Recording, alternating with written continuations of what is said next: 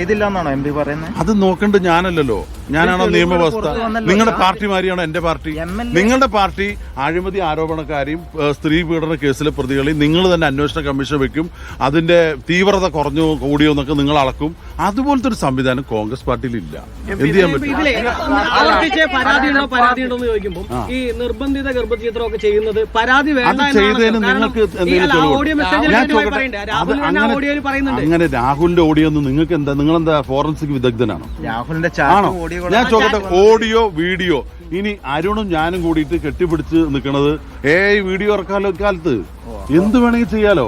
അപ്പൊ അല്ല, ഞാൻ ചോദിക്കട്ടെ ഒരു വ്യക്തിക്ക് നിയമപരമായിട്ടുള്ള സംരക്ഷണമുണ്ട്, ഞങ്ങൾ സംരക്ഷിക്കേണ്ട കാര്യമില്ല.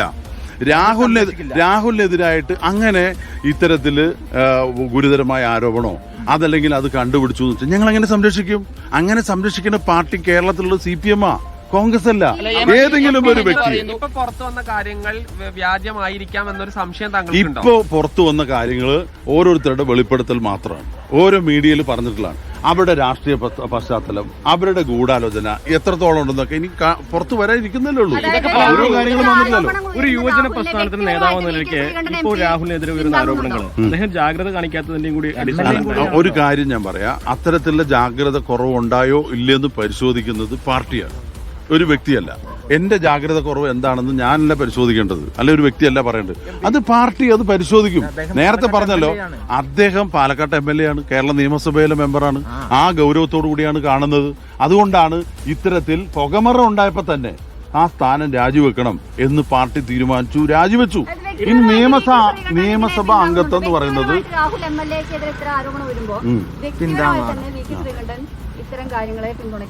ഇല്ല, അങ്ങനെ പിന്തുണയ്ക്കാൻ കഴിയില്ല. അതായത് നമ്മള് നിയമത്തിന് വഴങ്ങി ജീവിക്കുന്ന ആൾക്കാരാണ്, നിയമ സംവിധാനത്തെ സത്യപ്രതിജ്ഞ ചെയ്ത് അധികാരത്തിൽ വന്ന് പ്രവർത്തിക്കുന്നവരാണ്. നിയമവിരുദ്ധമായ പ്രവർത്തനം ആര് ചെയ്താലും ഒരു കാരണവശാലും VK ശ്രീകണ്ഠനല്ല കോൺഗ്രസ് പാർട്ടി ഒരിക്കലും അതിനെ ന്യായീകരിക്കില്ല. ഇപ്പൊ തെരഞ്ഞെടുപ്പിന്റെ സമയത്ത് ഒരു അന്വേഷണം അനിവാര്യമാണെന്ന് തോന്നുന്നു. തീർച്ചയായിട്ടും പാർട്ടി അത് ആലോചിക്കുന്നുണ്ട്. ഈ ആരോപണങ്ങളും മറ്റു കാര്യങ്ങളായിട്ട് ബന്ധപ്പെട്ട് അടിയന്തരമായിട്ട് അന്വേഷണം നടത്താൻ പാർട്ടി ആലോചിക്കുന്നുണ്ട്.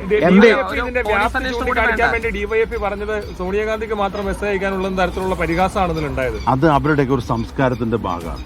ഞങ്ങളൊന്നും അങ്ങനെ പ്രകാശ് കാരാട്ടിന്റെ ഭാര്യയെ കുറിച്ച് പറയാറില്ല. അവരൊക്കെ കത്തയച്ചതും അവരൊക്കെ ഇക്കിളിപ്പെടുത്തിയതും പാർട്ടി ഓഫീസിൽ വെച്ച് പീഡിപ്പിച്ചതൊക്കെ നിരവധി കഥകൾ പൊതുസമൂഹത്തിൽ ഇപ്പോഴും ചർച്ചയായിട്ടുള്ള കാലമാണ്. അതുകൊണ്ട് കോൺഗ്രസ് ആ സംസ്കാരം കൊണ്ടു നടക്കണമല്ല. കോൺഗ്രസ് വളരെ ശക്തമായ സമീപനം സ്വീകരിച്ചു. ആ ആരോപണം ഒന്നും ഒക്കെ പുകമറയായിരുന്നു. കാരണം രേഖാമൂലം ഇല്ല, നിയമപരമായിട്ടില്ല, അങ്ങനെ നീതിന്യായ വ്യവസ്ഥയുടെ മുമ്പിലില്ല. എന്നിട്ട് പോലും കോൺഗ്രസ് പാർട്ടി സംസ്ഥാന പ്രസിഡന്റ് സ്ഥാനത്ത് നിന്ന് യൂത്ത് കോൺഗ്രസിന്റെ പ്രസിഡന്റിനോട് രാജിവെക്കാൻ ആവശ്യപ്പെട്ട് അദ്ദേഹം അത് രാജിവെച്ചു. അദ്ദേഹം പറഞ്ഞത് എന്താണ്? ഞാൻ ആരോപണ വിധേയം തെറ്റുകാരനായതുകൊണ്ടല്ല രാജിവെച്ചത്, ഞാൻ അതിനുവേണ്ടി കോൺഗ്രസ് പ്രവർത്തകർ വാദിക്ക് ആ സമയം കളയണ്ട, അത് അതിന്റെ ഒരു ധാർമ്മികതയാണ്. അത് സംഘടനയ്ക്ക് ഞാൻ കാരണം അങ്ങനെയാണ്. പാർട്ടി കാര്യങ്ങളെ കുറിച്ച് വിശദമായി അന്വേഷിക്കും. നിങ്ങളെ പാർട്ടി BJP മാരിയല്ല, അത് CPM ആണ്. കമ്മീഷന്റെ ഇടപാടൊക്കെ അവർക്കാണ് അറിയുള്ളൂ. ഞങ്ങൾ അങ്ങനെയല്ല. ഇതിന് അന്വേഷണ സമിതി ഉണ്ടാകും, അന്വേഷിക്കും. കുറ്റക്കാരനാണെങ്കിൽ കർശനമായ നടപടി സ്വീകരിക്കും. കോൺഗ്രസ് എന്ന് പറയുന്നത് നീതിന്യായ വ്യവസ്ഥയ്ക്കും നിയമത്തിനും പൊതുസമൂഹത്തിനും ഒക്കെ വഴങ്ങി ജീവിക്കുന്ന പാർട്ടിയാണ്. അത് ഉൾക്കൊള്ളുന്ന പാർട്ടിയാണ്. അതുകൊണ്ട് തെറ്റായ ഒരു കാര്യത്തെയും പ്രോത്സാഹിപ്പിക്കില്ല. അങ്ങനെ തെറ്റ് ചെയ്യാത്ത ഒരാളെ നിരപരാധിയെ ശിക്ഷിക്കാൻ എവിടെയും വകുപ്പൊന്നുമില്ലല്ലോ, ഉണ്ടോ? അപ്പോ ആള് തെറ്റ് ചെയ്തിട്ടുണ്ടോ ഇല്ലെന്ന് അറിയട്ടെ, അന്വേഷിക്കട്ടെ. അല്പസാവകാശം വേണ്ടി വരും ഈ കാര്യങ്ങൾ. നേരത്തെ തന്നെ പരാതി കിട്ടിയിട്ട് ഇതിലൊരു നടപടി സ്വീകരിക്കാതിരുന്നുകൊണ്ടല്ലേ ഇപ്പോൾ ഇത്തരത്തിൽ പാർട്ടിയുടെ പ്രതിച്ഛായ തന്നെ നഷ്ടപ്പെടുത്തുന്ന രീതിയിലേക്ക് പാർട്ടിക്ക് പരാതി കിട്ടിയോന്ന് നിങ്ങൾക്ക് എങ്ങനെ അറിയാം? ഏതെങ്കിലും വ്യക്തികൾക്ക് അവരുടെ ഉദ്ദേശം ആ തരത്തിലൊന്നും ഞാൻ വാദിക്കാനില്ല. കാരണം 3-3.5 വർഷം മുമ്പ് നടന്നു എന്ന് പറയുന്ന ഒരു കാര്യത്തിന് ഇപ്പൊ എന്തുകൊണ്ട് പരാതി വന്നു എന്നും കൂടി അന്വേഷിക്കണ്ടേ? എന്തുകൊണ്ടാണ്? അല്ല അന്ന് എന്താ നമ്മുടെ നാടിന്റെ മണ്ഡലത്തിലാണ് ഈ കുട്ടി. അല്ല അന്ന് പരാതി കൊടുത്ത് നടന്നില്ലെങ്കിൽ പോലീസ് സ്റ്റേഷനിൽ ഒരു പരാതി കൊടുക്കാലോ, ഇല്ലേ? ഇവരുടെയൊക്കെ രാഷ്ട്രീയ പശ്ചാത്തലം എന്താണെന്നുള്ളത് നിങ്ങൾ കാണുന്നുണ്ടല്ലോ. ഏതൊക്കെ മന്ത്രിമാരുടെ കൂടെയാണ് ഈ ആരോപണം പറഞ്ഞിട്ടുള്ള ആളുകൾ അവിടെ അർദ്ധവസ്ത്രം ധരിച്ച് നിൽക്കുന്നത്? എന്താ അതിന്റെയൊക്കെ പിന്നിൽ? നിങ്ങൾ തന്നെയല്ലേ കൊടുക്കുന്നത്? ഇതൊക്കെ ഈ ചാനലിലൊക്കെ വന്നല്ലോ.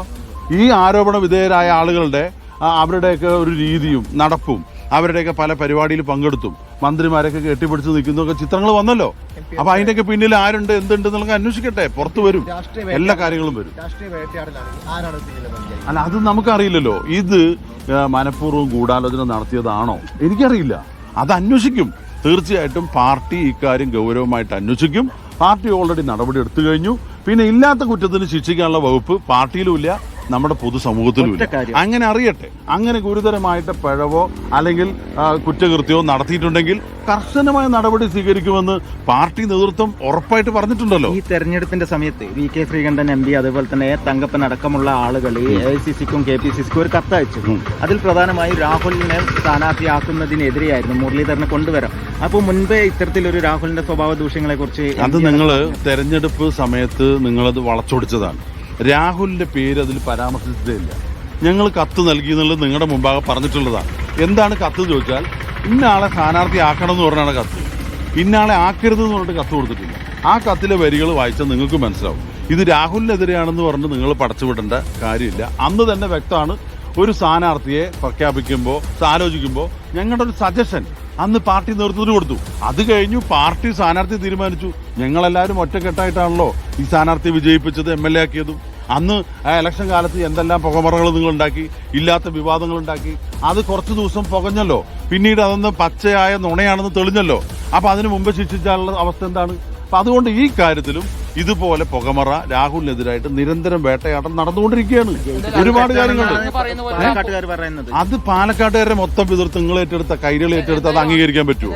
അതെങ്ങനെ പറ്റും? അങ്ങനെ PK കാര്യത്തിൽ നിങ്ങളുടെ അഭിപ്രായം പറ. അയാളെ KTDC ചെയർപേഴ്സൺ ആയിരിക്കുന്നുണ്ടല്ലോ. അത് നിങ്ങളുടെ പാലക്കാട്ടുകാരുടെ പിന്തുണയോട് കൂടിയിട്ടാ. അപ്പൊ നിങ്ങൾ ചില കാര്യത്തിൽ ഇപ്പൊ മുകേഷിന്റെ കേസ് എന്താ രാജിവെക്കണ്ടെന്ന് MP ഗോവിന്ദൻ കഴിഞ്ഞ ദിവസം പത്രസമ്മേളനത്തിൽ പറഞ്ഞല്ലോ. അയാൾ ഗുരുതരമായ ആരോപണവും കേസും ജാമ്യത്തിൽ ഇറങ്ങിയിരിക്കുന്ന ആളല്ലേ, അകത്ത് കിടന്ന ആളല്ലേ. അപ്പൊ അദ്ദേഹത്തിന് രാജിവെക്കേണ്ടത്. അപ്പൊ ഈ പല നയം കൊണ്ടുവരാം. കോൺഗ്രസിന് CPM-ന്റെ നയം കണ്ട് പഠിക്കലല്ല ജോലി. കോൺഗ്രസിന് BJP-യുടെ നയം കണ്ട് പഠിക്കലല്ല ജോലി. കോൺഗ്രസിന്റെ നയമുണ്ട്, പരിപാടിയുണ്ട്. അത്തരത്തിലുള്ള ഗുരുതരമായ ആരോപണം വന്നാൽ സ്ഥലം മാറ്റി നിർത്തി, അതുപോലെ തന്നെ അത് തെളിഞ്ഞാൽ അന്വേഷിച്ച് കണ്ടുപിടിച്ചാൽ ഒരു കാരണവശാലും മാപ്പർഹിക്കാത്ത ശിക്ഷ നൽകുന്നുള്ള കാര്യത്തിൽ ഒരു തർക്കവുമില്ല. അത് കോൺഗ്രസ് പാർട്ടി രാഹുലിനോടല്ല, ഞാനാണെങ്കിലും മറ്റൊരാളാണെങ്കിലും അതേ സമീപനം തന്നെ സ്വീകരിക്കുക. അത് പൊതുസമൂഹത്തിൽ പ്രവർത്തിക്കുന്ന ഒരു പാർട്ടിയാ, ജനങ്ങളുടെ ഇടയിൽ പ്രവർത്തിക്കുന്ന പാർട്ടിയാ. അനാവശ്യമായ ആരോപണം കൊണ്ട് നടക്കാൻ കഴിയില്ല ഈ പാർട്ടിക്ക്.